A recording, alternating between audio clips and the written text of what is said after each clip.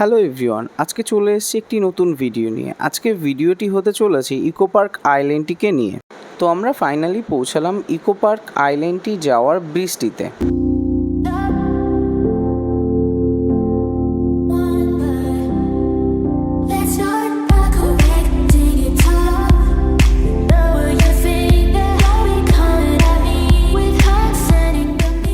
Eco park Eiffel টাওয়ারের সামনে থেকে 5 মিনিট পায়ে হেঁটে এই আইল্যান্ডটি যাওয়ার ব্রিজ পড়ছে।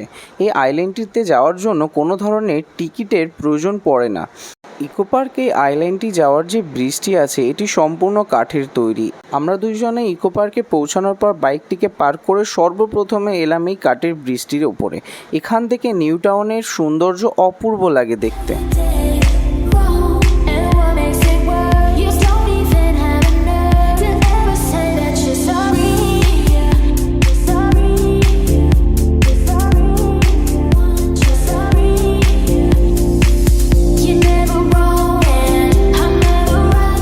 আমরা দুজন মিলে গল্প করতে করতে চলে আসলাম এই আইল্যান্ডটিতে। দূর থেকে এই আইল্যান্ডটি দেখতে খুবই সুন্দর লাগে এবং এই আইল্যান্ডটির চারি সাইডে রঙিন ফুল গাছ বসানো আছে। এই জায়গাটিকে খুব পরিষ্কার এবং পরিচ্ছন্নভাবে রাখা হয়েছে। এই আইল্যান্ডটির চারি সাইডে সুন্দর সুন্দর কিছু কটেজ আছে যেগুলোকে রেন্টে দেওয়া হয়। এই কটেজগুলির পার ডে রেন্ট হচ্ছে 4,000 থেকে 10,000।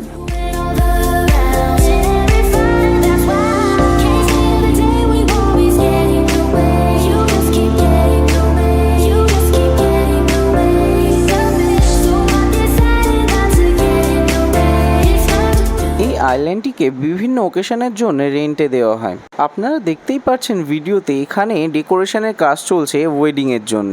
যেহেতু এখানে একটি অনুষ্ঠানের জন্য ডেকোরেশনের কাজ চলছিল তার জন্য আইল্যান্ডটির কিছু সাইড অফ ছিল।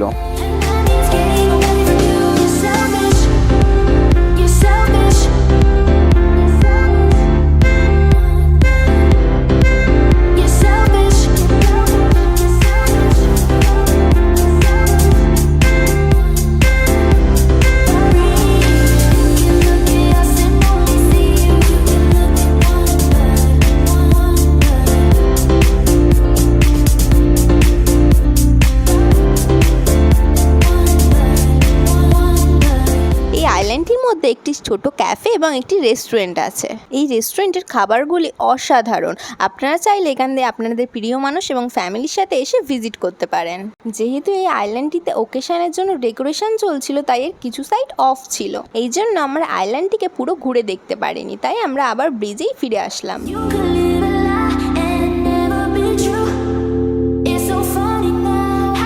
বৃষ্টিতে ফিরে আসার পর আমি কিছু ভিডিও ক্লিপ নেওয়ার চেষ্টা করলাম, কিন্তু প্রচণ্ড হাওয়ার জন্য সেটি সম্ভব হয়ে ওঠেনি।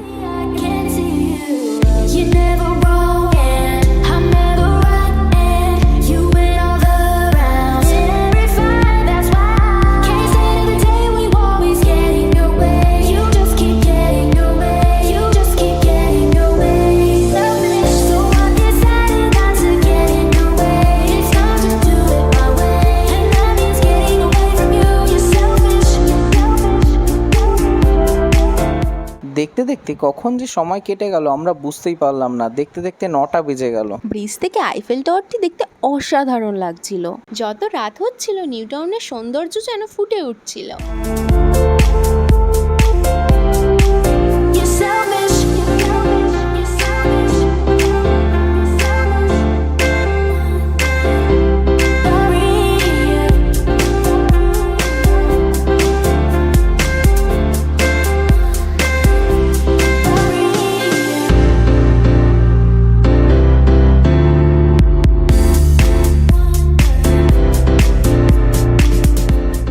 আজকের ভিডিওটি আমরা এখানেই শেষ করছি। আপনারা আমাকে কমেন্ট করে জানাবেন আপনারা এই ভিডিওতে কয়টি কাপল দেখতে পেয়েছেন।